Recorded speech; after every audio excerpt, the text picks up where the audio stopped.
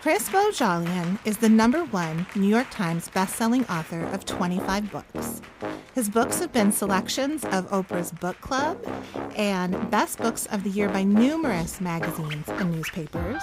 3 of his novels, Midwives, Secrets of Eden, and Past the Bleachers, have become movies, and The Flight Attendant became an Emmy Award-winning hit TV series. He has written for a wide variety of magazines and newspapers, including the New York Times, the Washington Post, Cosmopolitan. He lives in Vermont with his wife, photographer Victoria Bluer. Welcome to the First 50 Pages, Chris. Well, thanks. It's a pleasure to be here. So we're so excited to talk with you today about your latest book, The Jackal's Mistress. But first, I'd love to talk about this goal you have to never write the same book twice. Can you point to a moment when you were inspired to make this a goal, or did it always just feel like the plan for you as a writer? Going all the way back to 8th grade, my reading has always been unbelievably eclectic. I moved around a lot as a kid. At one point, I went to 5 schools in 6 years in 3 states. So libraries were always my second home. And when I was in 8th grade, I was living in the Hialeah Miami Lakes Public Library. And the books that I read that year included The Exorcist, Jaws, To Kill a Mockingbird, and Expensive People by Joyce Carol Oates. And I still recall the first sentence of Expensive People. 5 words: I was a child murderer. So when I started writing novels, I began with a mystery, went to a ghost story, and then wrote a novel about a father coping what would have been his son's Little League team, had his son not died of leukemia. And those 3 books had nothing in common. And I didn't consciously set out to write 3 books that were wildly different, in wildly different subgenres of fiction. But it seemed really natural, given how eclectic my reading tastes always have been. I love that story. Yeah. That's it. Sorry, both were just listening, captivated by your story. That is, I think, a great jumping off point for a memoir someday, too, right? Yeah. I think a lot of the great Scott Fitzgerald quote that a novelist is always that kid who is not invited to the party and is looking through the glass window with his fingers pressed against the window pane. I completely butchered the quote, but you get the idea. Yes. Yeah. As you mentioned, you've written historical fiction, page-turning thrillers, literary fiction, and even ghost stories. Do you approach your writing knowing what kind of story that it's going to be? First of all, I love the fact that you refer to my thrillers as page-turners because sometimes I think they are, but sometimes I think they are these character studies that happen to begin with a dead body. The Flight Attendant is a perfect case in point. I never, ever viewed The Flight Attendant as a page-turner when I was writing it. I always viewed it as a character study of a functional alcoholic, the ultimate hot mess, a flight attendant who is such a scarred human being, who is so traumatized by her childhood that she can function at 35,000 feet on an airplane, but barely on the ground. And she happens to wake up next to a dead body in Dubai. And she is such a mess that it crosses her mind, could I have killed him? And we are off and running. And of course, that did become a wonderful TV series, and it is viewed as a thriller. But when I really deconstruct that book, it never felt to me, and especially when I was writing it, that it's a page turner. And I think when you create great characters, there is that sense of urgency to keep reading to find out what's going to happen. So, yeah, I mean, if you're creating great characters like you do, then of course it propels the story forward so fantastically. I love those 3 words you just used. I've never ever used them when I think about my work, but they're really spot on. Sense of urgency. I've always used the word dread, that, dread is the secret sauce that makes my books work when they work, because heaven knows they do not always work. But when they work, it's dread. But I think I like your creation more. I struggle with dread. Yeah, I struggle with dread in reading books, but I'm good with sense of urgency. It's just a good reframe. Well, also, you've got dibs on that title. If you ever write a novel, I don't care what it's about, call it sense of urgency. I'll put that in my notes for this interview right now so I don't forget. Do it. It's yours. You've got dibs. Oh.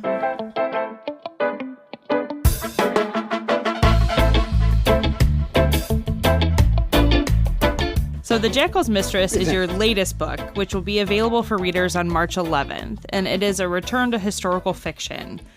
The book trailer, and can I just say how much I love a good book trailer, says it is inspired by a dangerous true story of forbidden friendship. For listeners who haven't been following you on social media, can you tell us a little bit about this story? The Jackal's Mistress is a Civil War Romeo and Juliet, a Civil War love story, and, well, it is a Civil War story with a sense of urgency. It's actually based on a true story I wrote about in 2003 for Reader's Digest. Here's the Reader's Digest condensed version of what really happened. A lieutenant in the Vermont Brigade has his leg amputated and most of one of his hands blown off in a fight in the northern Shenandoah Valley in September 1864. When the Union Army goes deeper into the valley, he is left behind to experience what Drew Gilpin Faust wrote about in This Republic of Suffering, the Good Death.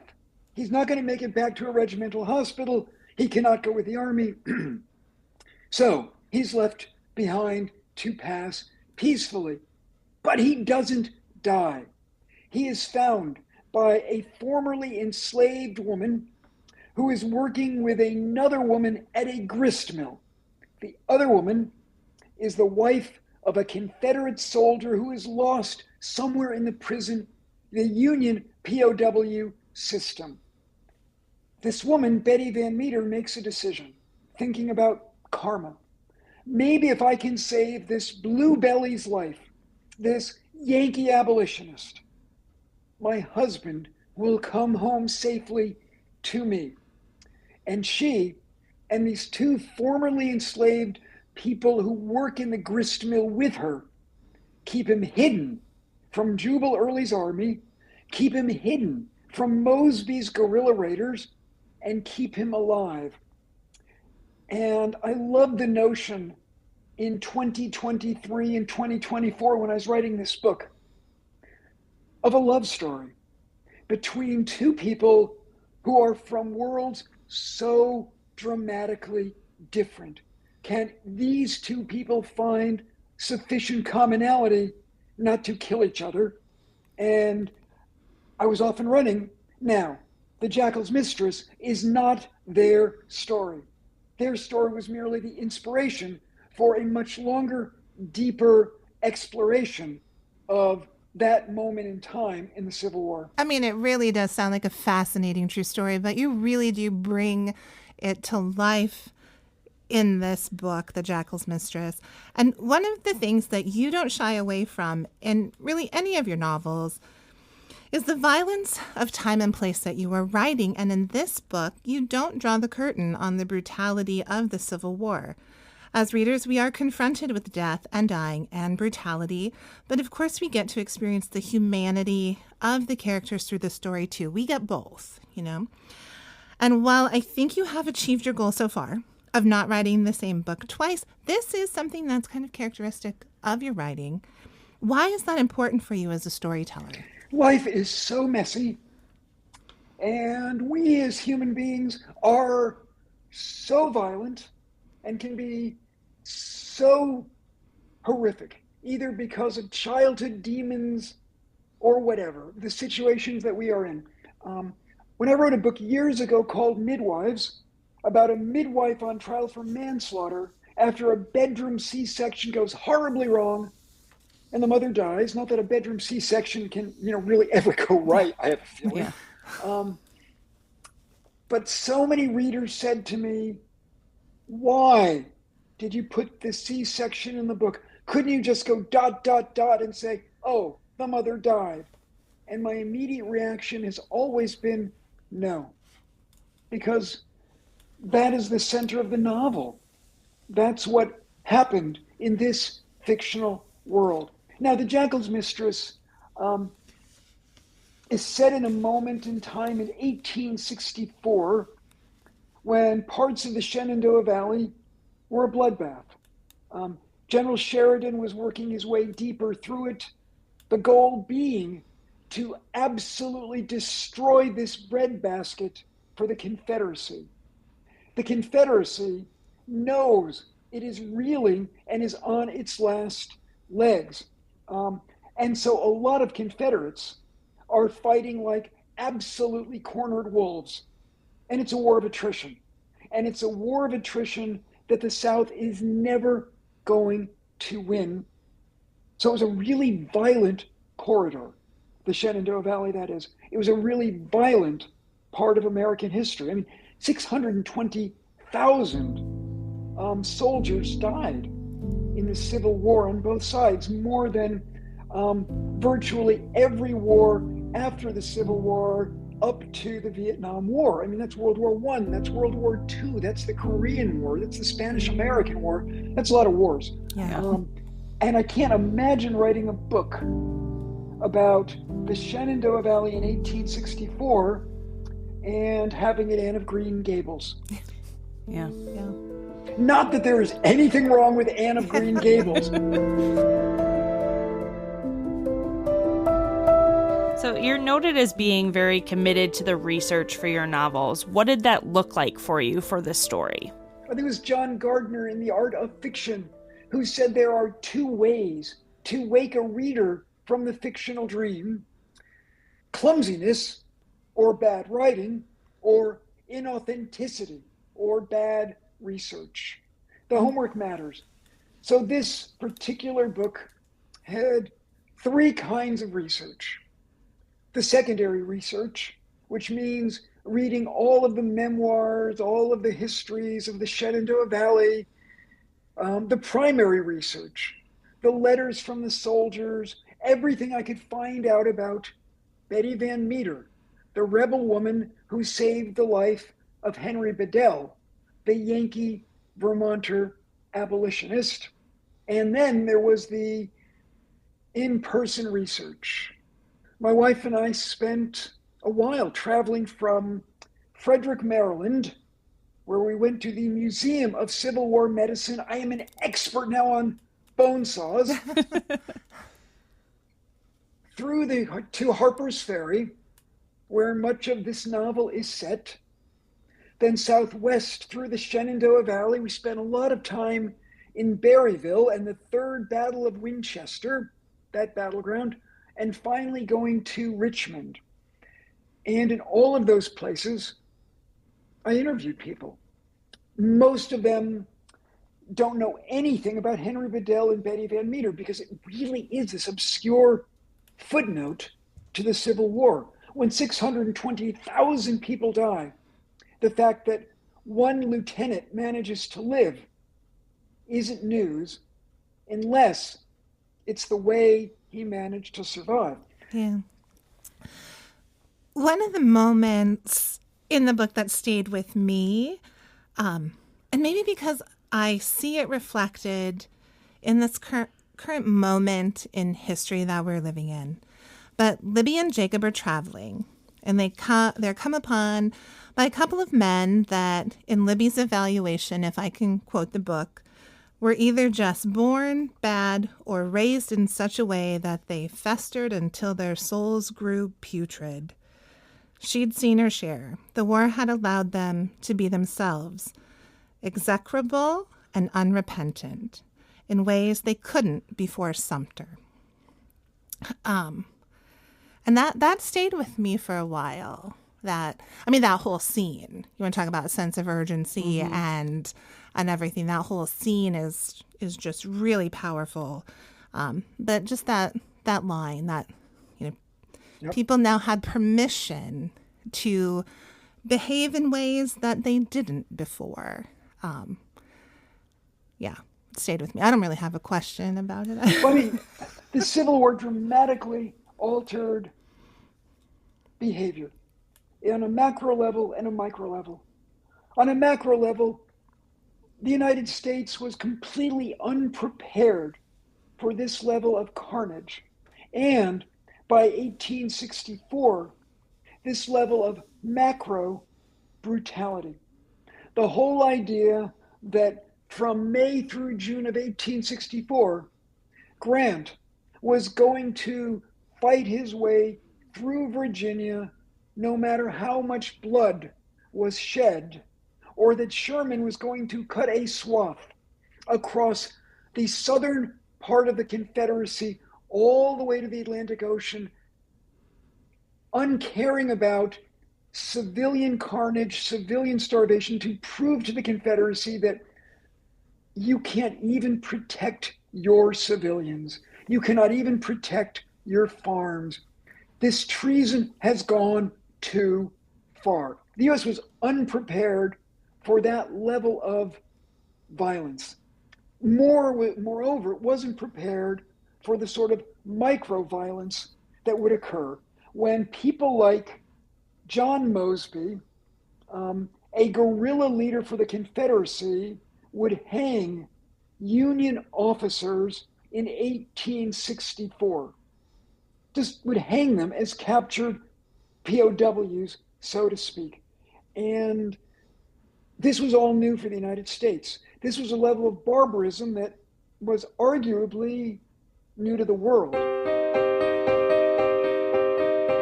So, not your first novel, but certainly the one that catapulted you into the spotlight was Midwives. This was a selection for Oprah's book club in the late 90s. What was it like when literally everyone was reading and talking about your book? Oh, spectacular. I say that not merely as a narcissist or a novelist, but it was great fun. Oprah Winfrey is a remarkable and a wonderful reader and human being. And I will tell you, she picks Midwives for her book club. The book had come out in March of 1997. It was my first bestseller, even before Oprah picks it. So now Oprah picks it when it's a paperback, and it instantly goes to #1 at this new thing called Amazon.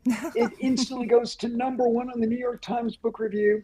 And when she holds the book up on her show and says, for our next book, we're going to Vermont, it's, in the publishing community, it's news. So an AP reporter interviews me that day, and this reporter really wants to talk about how rich I'm about to become.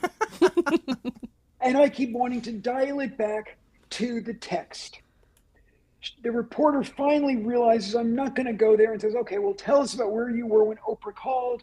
And I told her that, well, I had been with two guys from the furnace company in the basement of my 1898 village house in Vermont, seeing if we could milk one more year out of the furnace, which we had literally been in that house since the Eisenhower administration. Yep, the paperwork was from 1959.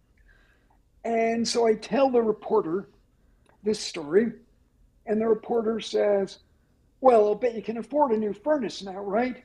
And I said, well, yes, but I could have afforded a new furnace a week ago. I promised. I mean, because, the fact is, by 1998, I'd already had one movie made. I had another movie in development. My career was completely fine. Yeah. But okay, So my father in Florida calls me up the next day, and my father's the only person in the world who used to call me Chrissy. He says, Chrissy, be honest. Do you need money? And I said, Dad, why in the world would you think I need money? He said, tell me the truth, Chrissy. It's okay. If this writing thing isn't working out, do you need money? And I said, why would you think that? And so I'm looking at the Miami Herald, and there you are on the front page of the living section. Vermont novelist can finally afford new furnace is the headline. We've really enjoyed our conversation with you today, and I have to say that we agree with the Boston Globe. You're truly one of our finest storytellers. So thank you for joining us here on the First 50 Pages today.